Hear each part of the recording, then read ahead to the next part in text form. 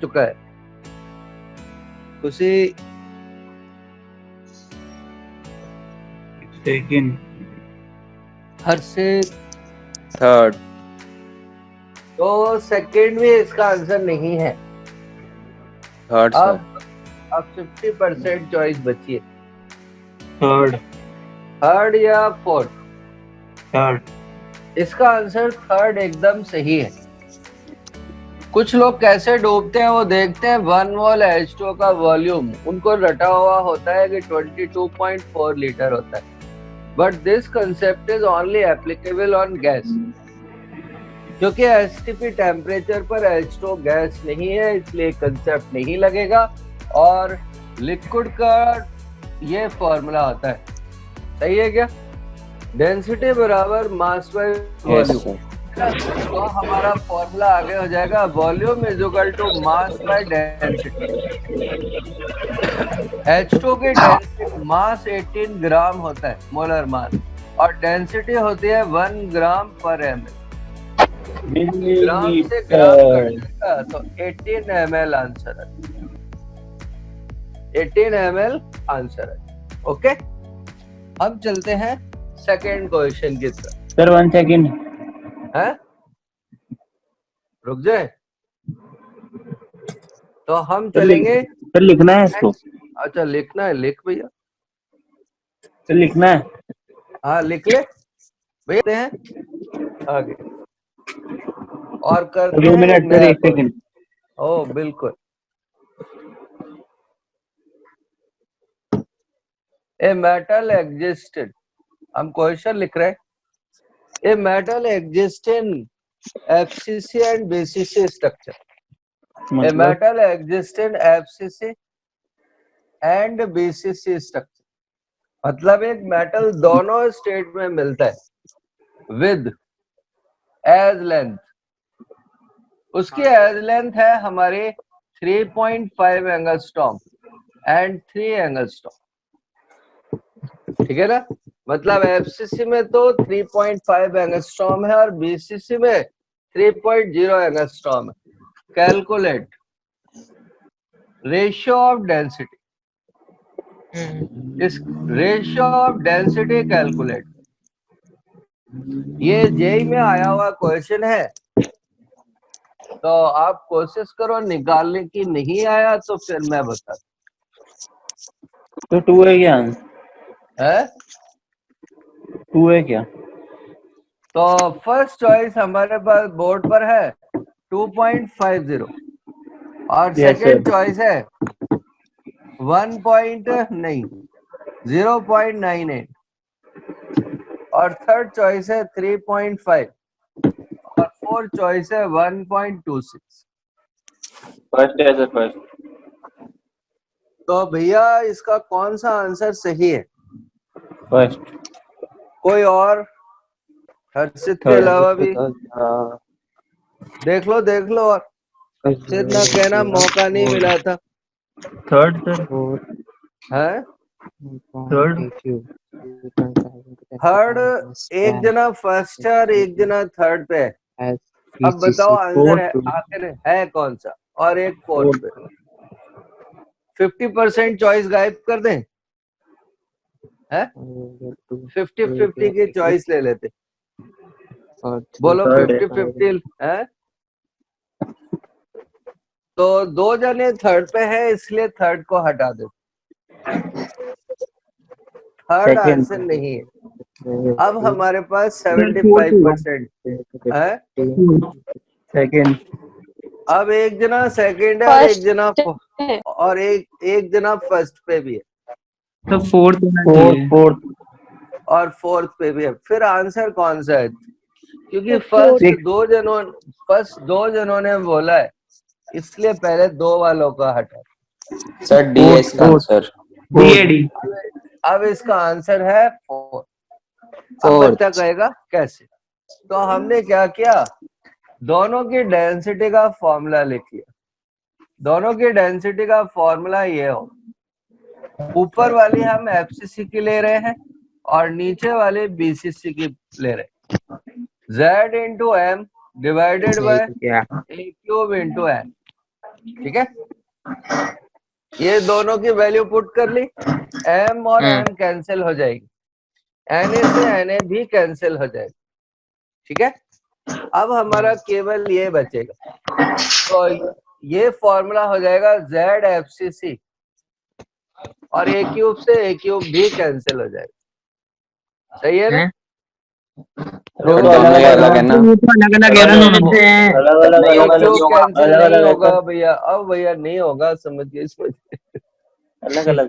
तो ये a cube आ जाएगी BCC की, और ये आ जाएगी ZBCC into a cube FCC। Okay, हमने इसमें वैल्यू पुट कर दी, ये 4 होगी, ये 2 होगी।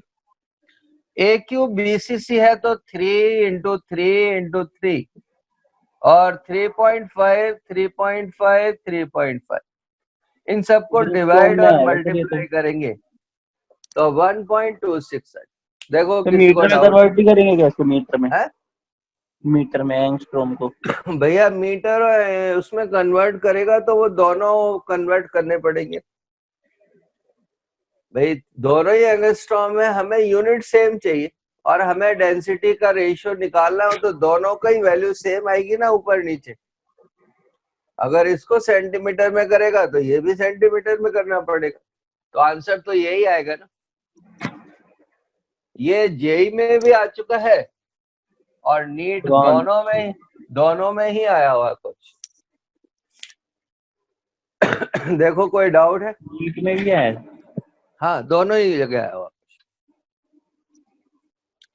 जेई में ये क्वेश्चन आया था 1999 में, 1999 में, और नीट में शायद 14 या 15 के आसपास है। 1914 नहीं, जेई में तो आया था 1999 में, मतलब 999, और ये शायद 14 या 15 का क्वेश्चन है नीट। हम चलते हैं नेक्स्ट टॉपिक की।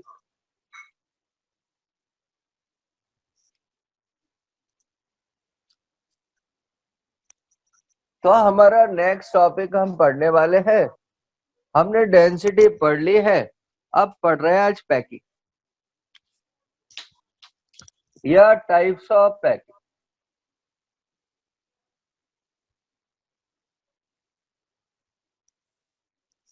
Types of types of packing में नॉर्मली 12th में क्वेश्चन बहुत ही कम आते हैं, या हम कहें आते ही नहीं, ठीक है ना, और कॉम्पिटिटिव में आने के ज्यादा चांस। तो मैं आपको समझाता हूँ पैकिंग। तो हमने क्या किया, एटम को 1D में रखना शुरू किया, और ये 1D में रखते जा रहे, 1D, वन डायमेंशनल, ठीक है ना।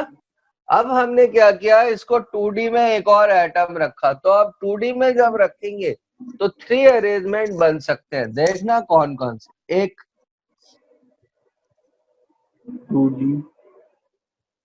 2D का मतलब 2 डायमेंशनल में, पहले हम सिर्फ एक एक्सिस पे रख रहे थे एटम, अब हमने दूसरे एक्सिस पे भी रखना शुरू कर दिया। तो एक अरेंजमेंट तो ये पॉसिबल है, एक अरेंजमेंट ये पॉसिबल है कि एटम्स के बीच में गैप हो, और तीसरा अरेंजमेंट ये पॉसिबल।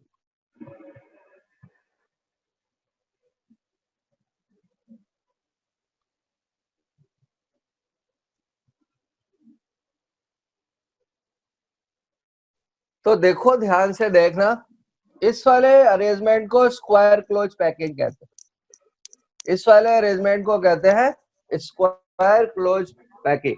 और क्यों कहते हैं, क्योंकि ये जो सेंटर वाला एटम है वो देखो कितने के डायरेक्टली कांटेक्ट में, ये है 4, ये है 4 के कांटेक्ट, और इस वाली पैकिंग का नाम होता है BCC packing, body centred cubic packing, और इस वाली पैकिंग का नाम होता है हेक्सागोनल पैकिंग, HCP। और इस, ठीक है ना, वो आगे जाकर आएगी, अभी सिर्फ हेक्सागोनल कहते हैं इसको। हेक्सागोनल इसलिए कहते हैं क्योंकि जो सेंटर वाला एटम है वो 6 के directly contact, square close packing एक बहुत ही रेयर पैकिंग है, बहुत ही रेयर पैकिंग है, मतलब और सिर्फ एक ही एलिमेंट में हमको पता है कि मिलती है, और वो एलिमेंट कौन सा होता है?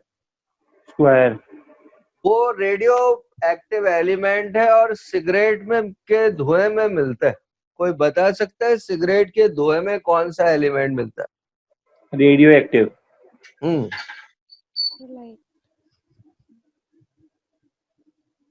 और वो उस फैमिली का एलिमेंट है जो हमें जीने के लिए जरूरी है। ऑक्सीजन। ऑक्सीजन फैमिली का। ऑक्सीजन फैमिली का मेंबर है। ऑक्सीजन फैमिली में कौन सा एलिमेंट रेडियो एक्टिव नेचर का होता है? Sir polonium. तो वो होता है पोलोनियम। पोलोनियम की हाफ लाइफ दुनिया में सबसे कम होती है। तो हमें सिगरेट की जो लत लगती है वो इसी की वजह से लगती है, या जितने भी हैबिट फॉर्मिंग सब्सटेंस होते हैं उन सब में कोई ना कोई रेडियो एक्टिव एलिमेंट्स मिलता है। हम धीमे धीमे जब उसको कंज्यूम करते हैं तो हमारी बॉडी में उस रेडियो एक्टिव एलिमेंट का एक बफर स्टॉक बन जाता है। अब जैसे ही वो बफर स्टॉक कम होता है हमारी बॉडी को उस एलिमेंट की नीड लगती है, और वो एलिमेंट फिर हम उसको लेने के लिए भागते सर हैं। जो नीड क्यों दूसरे लगती है? भाई उसकी बॉडी में उसकी एक बफर क्वांटिटी तैयार हो जाती है कि 2 मिलीग्राम हमेशा रहता है। अब जैसे ये 1.9 मिलीग्राम होगा तो बॉडी की मसल्स को, क्योंकि उसको आदत पड़ गई है, इतनी क्वांटिटी 2 मिलीग्राम चाहिए ही चाहिए, तो अब तलब उठेगी उसको खाने की पीने की, तो वो फौरन उसको कंज्यूम करने की कोशिश करे। अब हम नहीं चलते हैं मिलती तो? नहीं मिलती तो क्रांति कर देते। अब हम चलते हैं बीसीसी पैकिंग की तरफ। बीसीसी पैकिंग में आप देख सकते हैं 4 एटम के बीच में गैप है, और ये वाली पैकिंग एल्कली मेटल्स में मिलती है, मतलब सोडियम पोटेशियम। हमने 11th क्लास में पढ़ा था कि एल्कली मेटल सॉफ्ट होती है। उसका लॉजिक क्या था कि जब हम इन एटम को आपस में प्रेस करेंगे, ठीक है ना, तो ये एटम पास पास आ जाएंगे, पास पास आ जाएंगे तो सॉफ्टनेस आ जाएगी, ठीक है ना। अब ध्यान से देखना, हमने क्या किया, जब 3D में गए तो हमने एक एटम को इसके यहां रख दिया। किसी को डाउट है? ये बीच वाला एटम है 2D में, और फिर हमने जब तीसरी लेयर रखी तो वापस से एटम को फर्स्ट के ऊपर रख दिया। तो बताओ जो बीच वाला सेंट्रल एटम था ये कितने एटम के डायरेक्टली फिर बताना। Sir 8 atom. 8 हो जाएंगे। फिर भी जिसको तो वो समझ बताना नहीं फिर। आया, हम फिर से नया डायग्राम बनाकर बता रहे।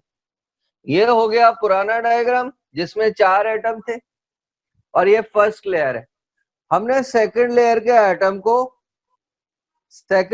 एटम्स को इसके बीच में रख दिया, जो भी स्पेस ब्रैकेट। ये सेकंड लेयर है, और ये वाली लेयर कैसी है? फर्स्ट। अब थर्ड लेयर जब हमने रखी तो वापस से हमने उसको फर्स्ट लेयर के ऊपर रख दिया। तो जो सेंटर वाला बीच वाला एटम है वो डायरेक्टली 8 एटम से अटैच। ये जो एटम है इसकी कोऑर्डिनेशन नंबर 8 हो जाएगी। क्यों हो जाएगी? क्योंकि 8 एटम के साथ में डायरेक्टली कांटेक्ट में। तो यहाँ पर एक इम्पोर्टेंट क्वेश्चन, भैया ये एटम है ना, ठीक है ना, हाँ। 4 एटम तो नीचे थे और 4 एटम डॉट वाले इसके ऊपर। आप इसको ऐसे एज्यूम कर सकते हो कि ये डॉट वाले भी तो एटम है भाई। ये देख, हमने इसको डार्क, यार ये बीच वाला कितने के कांटेक्ट में है उसको नहीं काउंट करना, जिसकी कोऑर्डिनेशन नंबर निकालते हैं उसको काउंट नहीं करते। तो जो बीच वाला एटम है वो 4 एटम ऊपर है और 4 नीचे।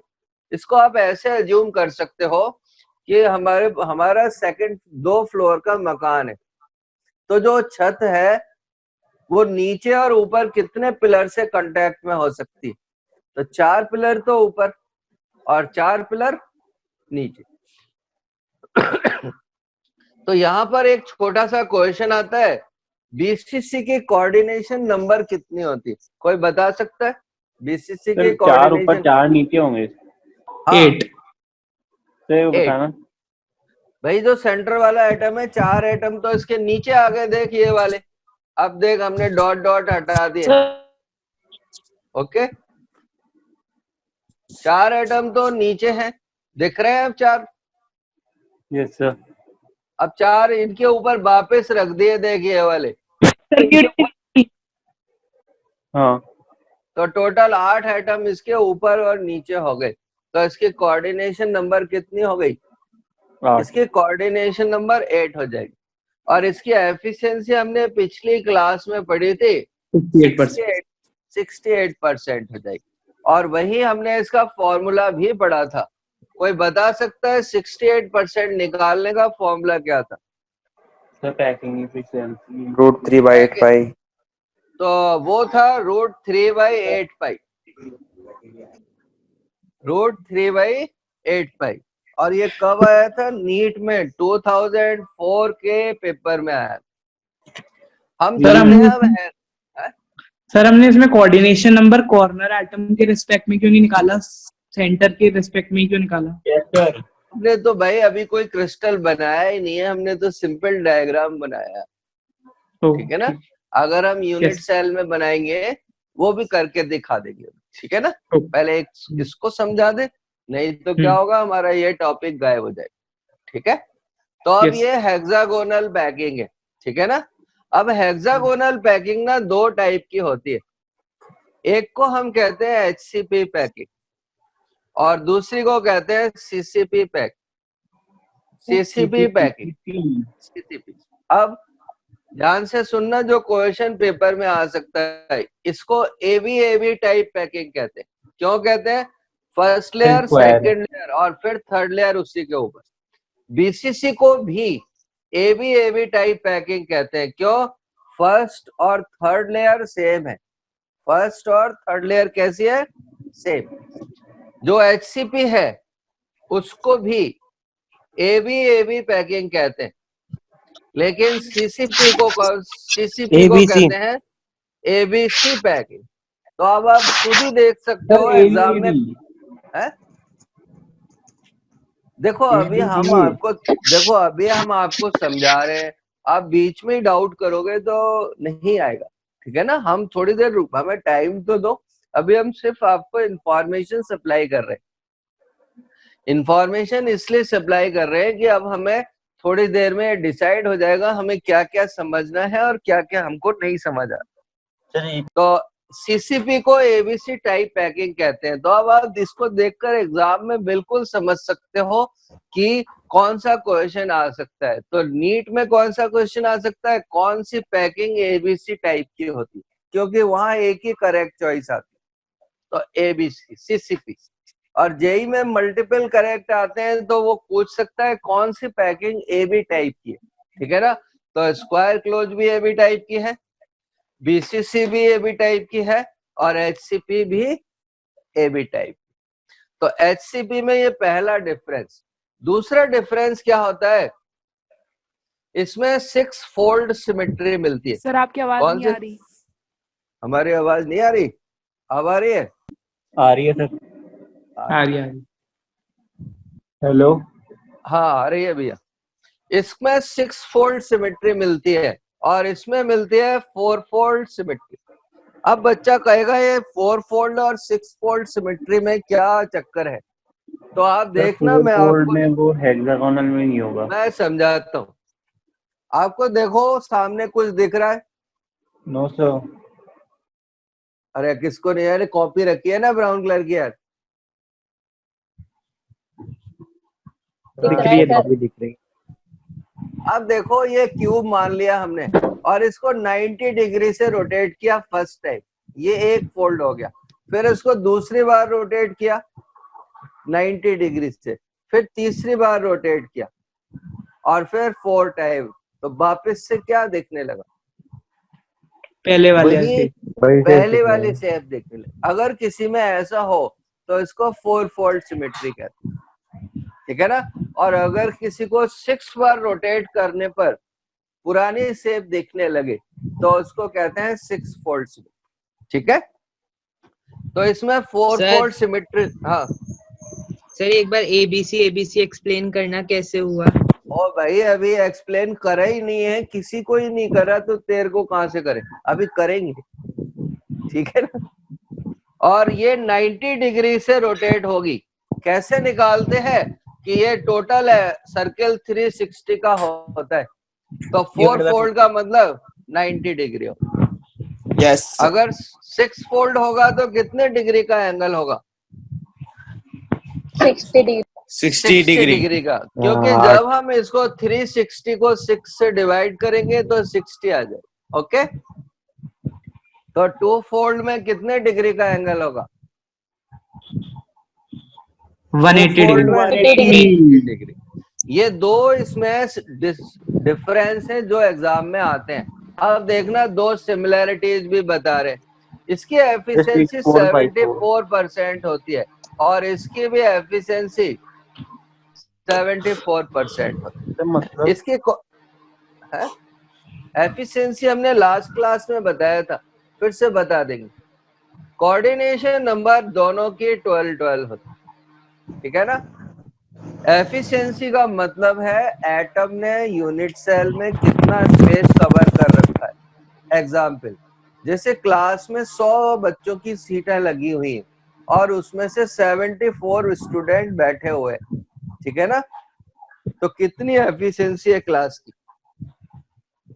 कितनी एफिशिएंसी है क्लास? 74। और बैक एंड सीटें कितनी हो गई? 26%, ठीक है ना। अब कई बच्चों का डाउट है कि ये समझाया तो जाए एबीसी होती क्या है, ठीक है ना। तो हम कोशिश करते हैं आपको एबीसी समझाने, ठीक है ना। तो शुरू करते हैं एबीसी समझने का तरीका। तो सबसे पहले हम जर्नल तरीके से समझेंगे। ये हमने एक हेक्सागोनल में 6 एटम रख दिए, ओके। देखो अब जो सेंटर वाला एटम है वो कितने एटम के डायरेक्टली कांटेक्ट में? 6। वो डायरेक्टली कांटेक्ट में है 6 एटम, ओके। अब ये जो जगह बच गई ये वॉइड होती है। अब हमने क्या किया, एटम को यहां रखना शुरू किया सेकंड लेयर के, एक छोड़कर एक। तो ये वाली जगह तो 3 एटम ने फिलअप कर ली। अब ये वाली जगह कैसी रह गई? बैकेंड। ये कैसी रह गई? बैकेंड। और ये कैसी रह गई? Backend, okay. अब समझना एबीसी यहीं पे समझ आएगा। अब हमने क्या किया, थर्ड लेयर के स्फीयर को वापस से फर्स्ट लेयर के ऊपर ही रख दिया, फर्स्ट लेयर के ऊपर ही रख दिया। तो बताओ फर्स्ट और थर्ड लेयर सेम हो गई ना? हमने थर्ड लेयर के स्फीयर को वापस से फर्स्ट के ऊपर रख दिया। सर तो आपने वैकेंट पे छोड़ी, उसमें सर और भी तो आ सकते हैं जो वैकेंट पे। तो भाई अभी देखो आप क्वेश्चन ही हम आपको एबीसी समझा रहे है ना। आप क्वेश्चन ही आप बस सिर्फ इतना करो, फिर नहीं समझ आए एंड में फिर बोलना। आप ना दूसरे को अज्यूम कर रहे हो, हम दूसरी चीज समझा रहे हैं, आप एबीसी में घुस गए। हमने वापस से एटम को फर्स्ट के ऊपर ही रख दिया, तो ये ए और ये सी लेयर तो सेम हो गई ना, तो ये ए ही रहेगी। और ये वाली लेयर कितनी हो जाएगी? बी। तो एच और ऐसे अरेंजमेंट को ए बी कहते हैं। अब कोई कहेगा एबीसी क्या होती है, तो देखना एबीसी, ये जगह खाली बच गई है ना, ये जगह अगर हमने एटम को यहाँ रख दिया तो तीनों एटम अलग अलग हो जाएंगे। ये ए लेयर, ये बी लेयर और ये कौन सी लेयर? सी लेयर।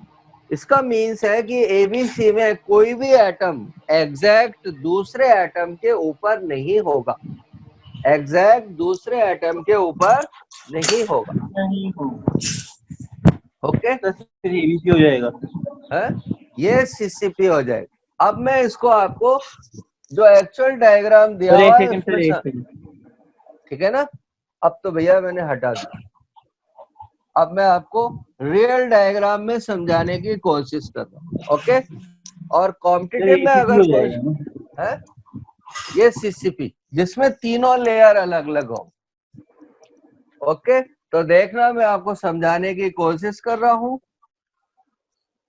ABC ये हमने एटम रख लिए और ये और एटम रख लिए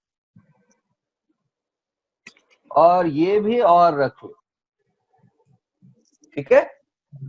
अब बताओ ये जो जगह बची हुई है ये कितने एटम से बची हुई है? कौन सी? ये 3 तो इसको ट्राइगोनल वॉइड कहते हैं। इसको कौन सी वॉइड कहते हैं? Trigonal void. ट्राइगोनल। ये भी ट्राइगोनल, ये भी ट्राइगोनल, ये भी ट्राइगोनल, ये भी ट्राइगोनल, ये। तो अब कॉम्पिटिटिव वाले बच्चे से वो पूछेगा फर्स्ट लेयर में कौन हेक्सागोनल पैकिंग में कौन सी वॉइड होती है? तो हमने यहाँ लिख दिया फर्स्ट लेयर में सिर्फ ट्राइगोनल वॉइड है। कौन सी? Trigonal, okay. तो इसमें वो भी तो, अरे और कोई नहीं होगी भाई, अगर होती तो हम बताते नहीं थे। सर ये किसकी फर्स्ट लेयर है? एटम की, हेक्सागोनल की। तो सेकंड लेयर कौन सी होगी? अबे भाई रखेंगे, पहले से ही रख दे क्या सारा? थोड़ा इंतजार तो करना सीखो यार। अब देखो ये वॉइड सारी ट्राइगोनल वॉइड है, ओके। अब हमने इसमें एटम को रखना शुरू किया। देखना सेकंड लेयर के एटम्स को रख रहे हैं, तो ये जो वॉइड है ये पूरी हो गई। अब ये वाली जो जगह है वो कितने एटम से बची है? 6 से। तो इस वाली वॉइड को ऑक्टाहेड्रल वॉइड कहते हैं। कौन सी वॉइड? ऑक्टाहेड्रल। तो दोनों से पार्ट होके गुजरेंगे एटम। हाँ, दोनों के पार्ट से।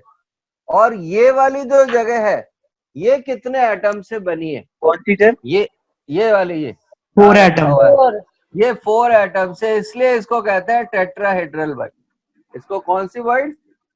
टेट्राहेड्रल। कवर हो गई ना सेकंड लेयर। 4 से बनी हुई है ना, 1 2 3 और एक नीचे। तो सेकंड लेयर समझ आ गई? Yes sir. तो वो नीचे से खाली होगी। हाँ, नीचे से खाली है, उधर से दूसरी साइड से। अब ध्यान से देखना, अब सबसे इम्पोर्टेंट। तो अब बताओ सेकंड लेयर में कौन कौन से वॉइड है? सर टेट्राहेड्रल और ऑक्टाहेड्रल। तो इसमें है टेट्रा प्लस ऑक्टा, ठीक है। Tetra plus octa. और ये हेक्सागोनल होगी ना? हेक्सागोनल को सुन तो सही, हेक्सा को ही ऑक्टा कहते, ठीक है। जिसे तू हेक्सा समझ रहा है ना वो ऑक्टा है। ऑक्टा कैसे वो भी समझा दे। अब हम थर्ड लेयर को रख रहे हैं, ध्यान से देखना। प्लस होगी है? अरे यार ये तो टेट्राहेड्रल हो गई। और ये कौन सी है? ऑक्टाहेड्रल। प्लस का मतलब ये है कि ये दोनों मिलती हैं, कॉमा लगा देते हैं बस। प्लस का कोई चक्कर नहीं। अब ध्यान से देखना, ये इंपॉर्टेंट बात है। अब हम थर्ड लेयर के एटम को रख रहे हैं। थर्ड लेयर के एटम को रख रहे हैं। कहाँ पे सर? तो अगर हमने ये एटम यहाँ रख दिया बिल्कुल, तो बताओ इसने एटम को पूरा कवर कर लिया ना? पुराने वाले एटम को यस सर। पूरा कवर कर लिया ना, ठीक है ना।